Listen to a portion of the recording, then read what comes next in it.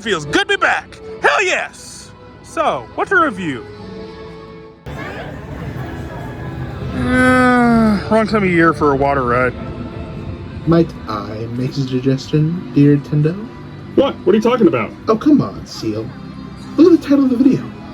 You know what's happening here. Oh God, don't tell me! You want to talk about Transformers the Ride. Talk about an amazing high-octane dark ride, and in 3D no less. This jaw-dropping CGI spectacular of a franchise started out as a toy line created in the early 80s by... No! Excuse me? No, I'm not reviewing Transformers. It's not gonna happen. Why not? Because those movies freaking suck! Sure, the first and third movies are pretty good, but all the other ones are downright dog shit, especially Last Night, which is one of the most hated films ever made. Seriously, that thing can burn in hell. Not to mention Bumblebee, which, while decent, is one of the most overdone cliche stories out there. Just fuck these movies! But Tendo, that doesn't mean the ride is bad. I mean, you proved that in your review of Waterworld. Just because an attraction is based on bad source material, that doesn't mean the attraction itself is bad. Also, fuck you, I like Bumblebee. Yeah, you're right. I do actually like this ride. A lot. I just know that talking about it means talking about the movies, and that's just something I want to get into, you know? Well, why don't I come along for the ride, buddy? Let's do this together. Besides, there's more than meets the eye aside from the live-action films, Tendo. Fine. Whatever. Let's talk about... Transformers! You already did that! Shut up! Transformers the Ride 3D. Easily the best thing Michael Bay has ever been involved with in his entire career. Really? That's the best thing he's done? Even when you consider these? Well, yes. He's directed and produced some good movies. Not as many pieces of direct as he's made, but he has some level of skill. I won't deny that. To me, though, this is the project that best utilizes what talents he does have.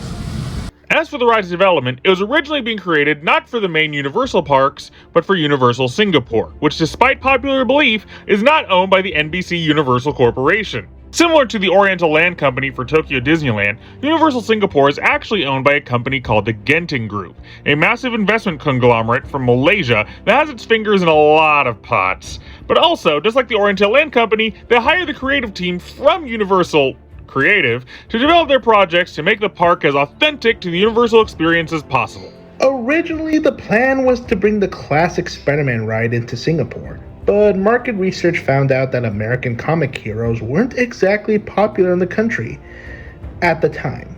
So, the creators found themselves suddenly needing to pivot, find a way to utilize the ride system and style, but with a franchise more commonly enjoyed by the people of Singapore. Why not Bruce Almighty? At the time, it was one of the highest grossing films in the country. It's the best move that Universal has, bro. Bro. By God, I think you have something. I think you mean Bruce. Yup, Universal, noticing the surprisingly large popularity of the Transformers films in the region, made a deal with Paramount and Hasbro to get the robots in disguise into the park.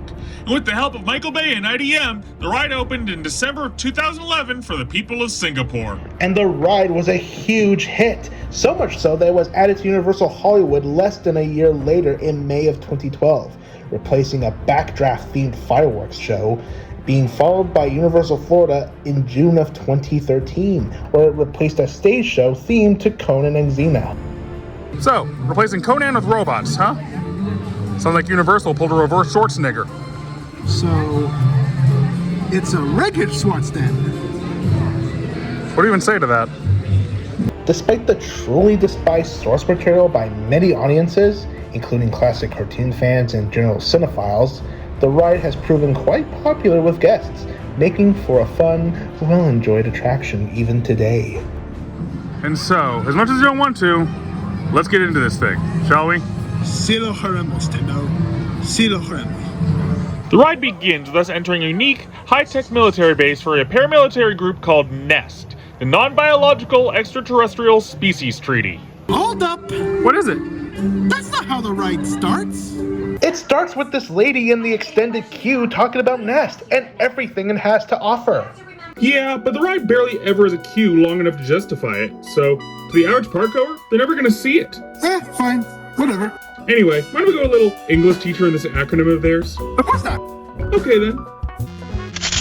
So first, non-biological. Biology is officially defined as a study of natural life. While the Transformers are robotic in nature, they are in lore a naturally occurring entity of the planet Cybertron. It's not like they're being built in a factory, so by all definitions, even if they're robotic, by the nature of their existence, they would be considered biological. Also, treaty. A treaty would be the documents to create an organization like this, not the name of the organization itself. A group of people for the sake of a cause is not called a treaty by any definition of the word. So basically, this entire title is a complete language clusterfuck just to somehow justify utilizing the word nest as an acronym, just because it sounded cool, as opposed to actually thinking it through. Don't you think that was a bit much? No, I think it was pretty justified. So we wind down the corridors of the base, heading deeper within, encountering many Easter eggs from live-action films, including Scorponok's tail. I thought the whole point of this thing in the movie was to thrash around deadly even after being cut off.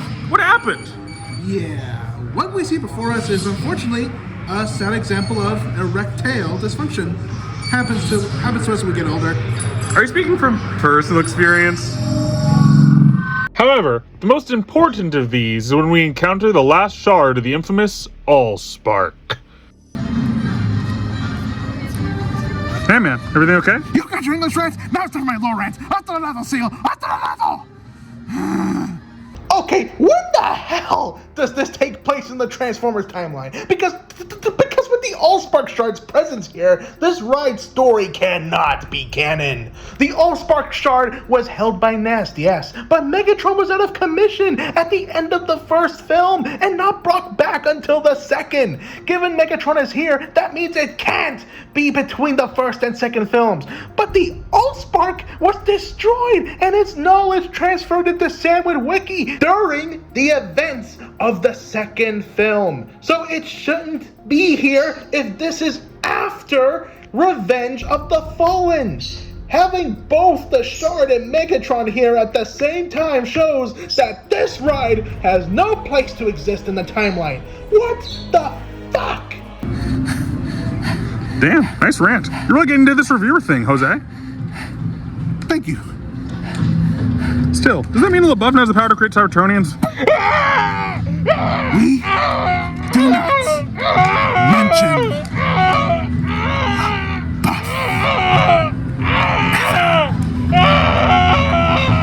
Anyway, we next go through a series of nondescript bunker rooms with more screens playing, setting up exposition. To withdraw the Allspark and transport it to safety outside the city.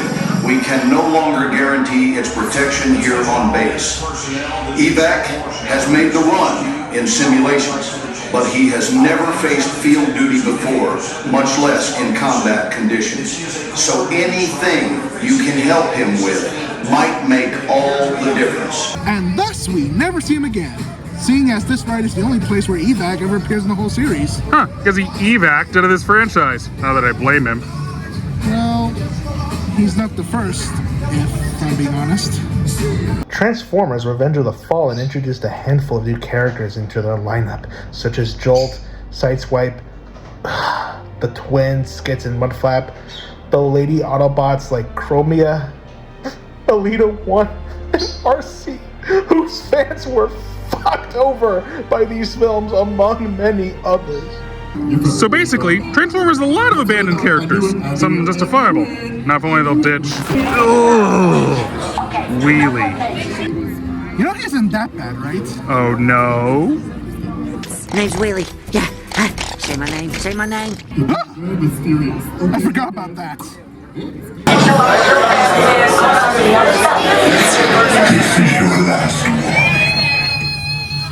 What? What is it? He's the villain of the franchise. Of course he'll show up in this ride.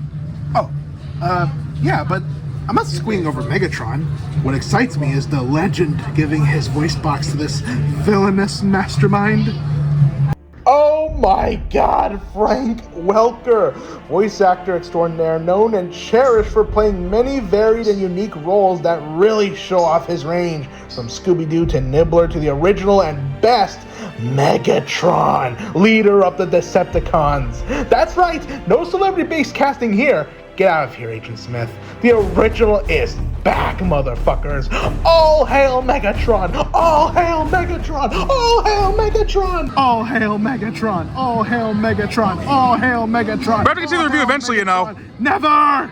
All hail Megatron! All hail Megatron! Anyway, with the Decepticons coming in for the attack, we're tasked to work alongside Evac to get the Allspark shard out of the battle zone to safety.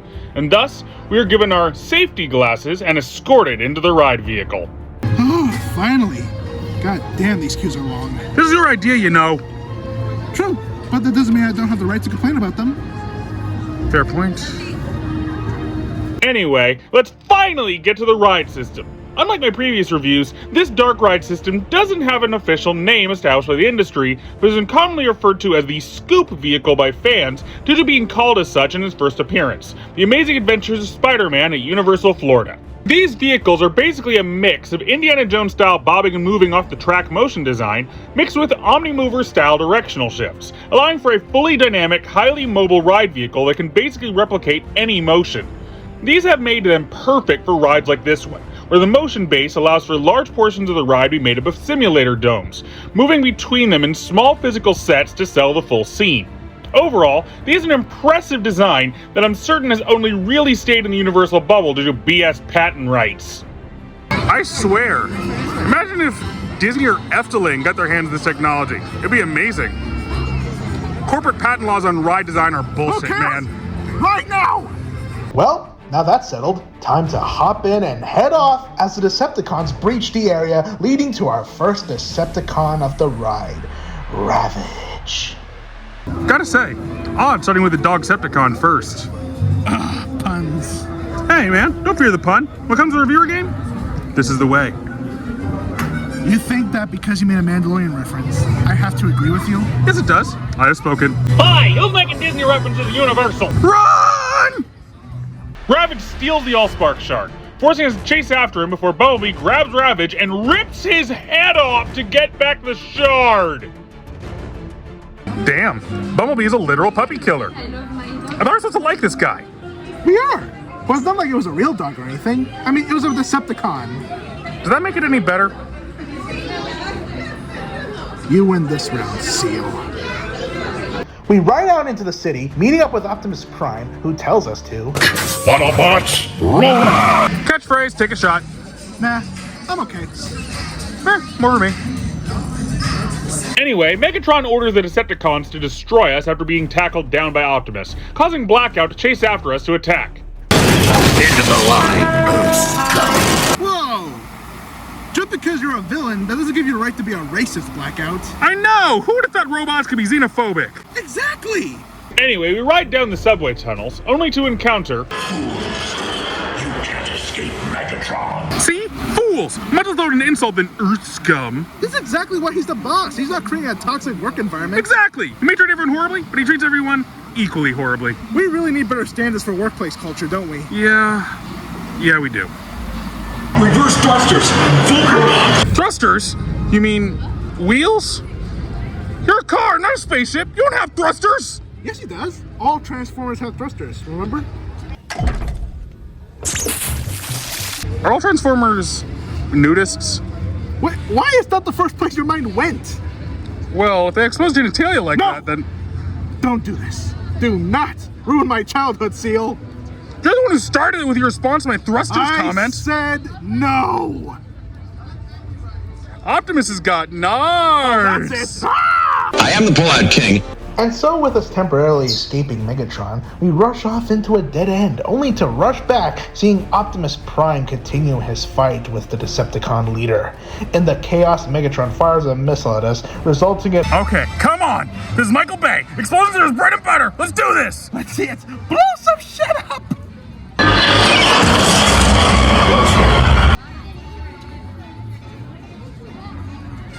Where's the kaboom? There was supposed to be an earth-shattering kaboom. Come on! This is Michael Bay, the king of pointless explosions! Is that really the best you can do? yeah, this is a guy so obsessed with blowing things up that he blew up his own childhood bedroom as a kid. That is not a joke. DVD commentaries, motherfuckers. Is this really the best he could give us? Heck, I could do a better explosion than that. Watch! Oh, what? Like it's the first time that Transphobes franchise seen a massive bomb. Hey, who's setting off explosives? Oops, gotta go. So we rush out of the hole created by the explosion, ending up in a subway where we're sucked out by the intense wind force of Devastator, a massive Decepticon created when a bunch of construction vehicle Decepticons combine into one being. I'm on to you, cons. Luckily, we're able to hide under a set of train tracks to escape Devastator's vortex, allowing us to run off into the tunnels where— We got it, Bone Crusher! What? But what? Bone Crusher? Yeah, that's his name. Bone Crusher. He was even a Constructicon in the G1 cartoon. So he's called Bone Crusher. Yes, that's his name. But he's a Cybertronian. They're robots. They don't have bones. They have metal supports. So what's he crushing before he came to Earth? How can he crush bones? There's no bones to crush. Look at these things. I don't see no bones. See bones. See bone. They're boneless, bone free, knee bone, thigh bone, no bone. These robots have no bones. How can he crush bones in a planet that has no bones? Get a hold of yourself, Tendo. It's just his name. A name. It was the 80s. They were trying to sell toys. Toys. Bone? No bone. But he's called Bone Crusher, so he crushed bone, but there is no bone, so what'd he crush? It's okay. Todo's bien, Tendo. Todo bien. You want some ice cream? Yeah, I'd like that. Yeah. Lots of nice milk. Good for your bones. Anyway, even though we were rushing down the street, we were unable to escape the dangerous power of Devastator. It's power to Suck! Suck! Suck! Hey, Devastator does not suck. I thought you wanted to be a positive critic out here. Please don't make me explain the joke. But in all actuality, despite sucking, this moment rules as it leads to this awesomeness.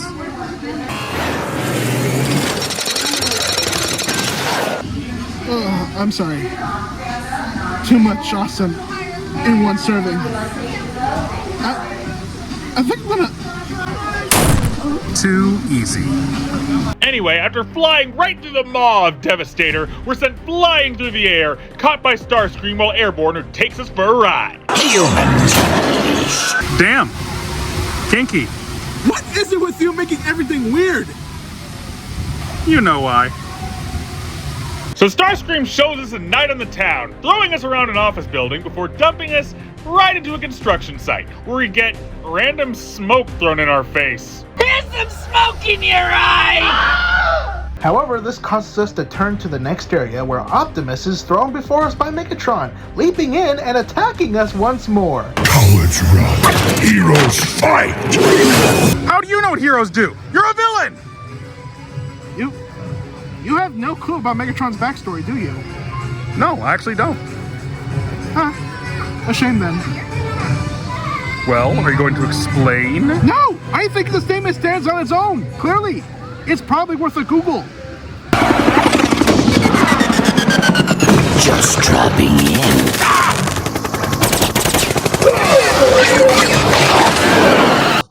Well, that was pointless. Now off on our own, we roam off, not knowing what to do, before Megatron leaps up to attack.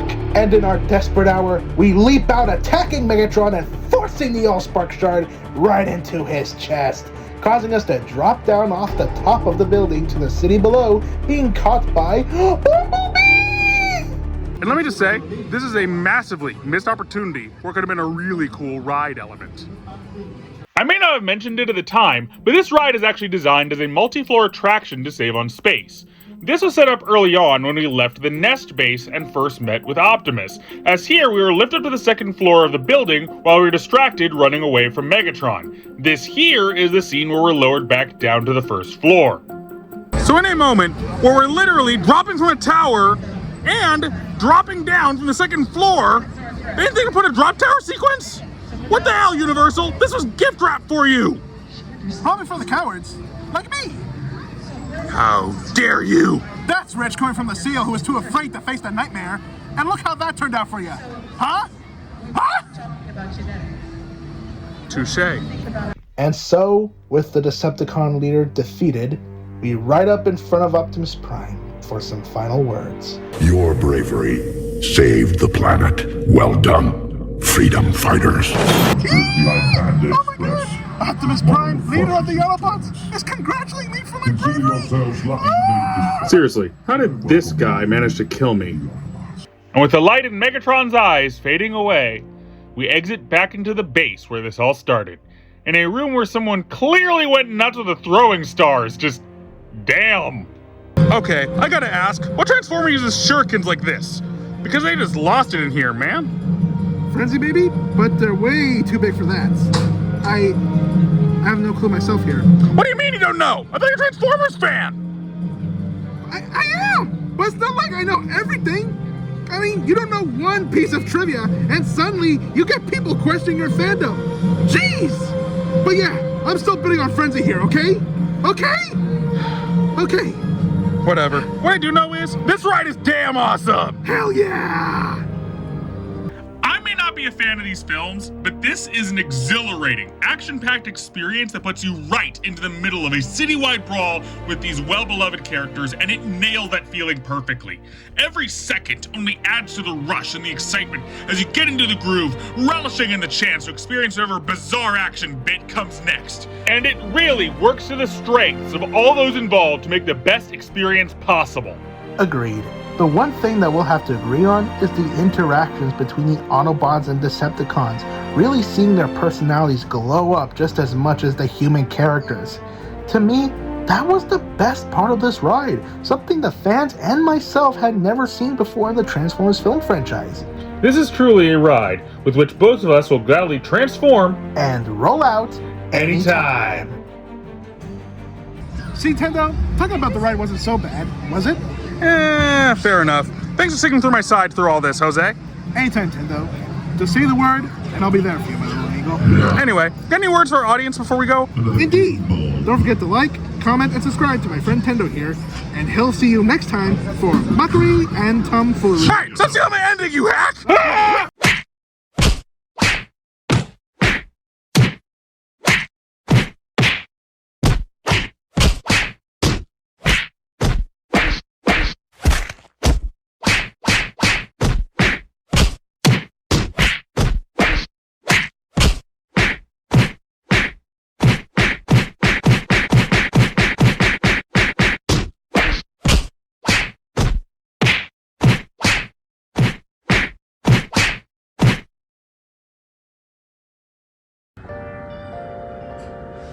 Oh, hey, Puppeteer. What you reading? Well, I thought it prudent to look into further information regarding the Guardians of Imagination. See if there was anything else we could utilize or potential issues to worry about. Well, what'd you find? No other known threats, luckily. But there is something to take note of. It would seem that when the Guardian powers were established, the original Guardians set up a methodology by which they could expand the source of their powers beyond the initial channeling point. Ooh, potential for new powers. What do we need to do? Basically, there's a ritual we can perform to enhance our powers by tapping into other artificial imagination channeling points. So, to put it into basic terms, the other Disney parks around the world. Huh, good idea. Could be useful for down the line. Hey, Tendo, you got mail. Mail? Well, let's see what's inside. Ah! Perhaps it needs to be flipped over. Greetings, Tendo. This is Dr. Salem Cardaquith. Before recently, I was unaware of your existence. But given our respective histories, I know you're well aware of mine. So I'll get straight to the point. You have something I want. Your title of Guardian of Tomorrow has bestowed upon you access to quite a bit of unique, advanced technology. And you will hand it over to me. So, we can either do this the easy way, or we can do this the fun way. I'll be seeing you soon. Don't keep me waiting. Well, who does she think she is? Yeah, we already handled the nightmare. Some mad scientist is nothing compared to that. Right, Tendo? Tendo?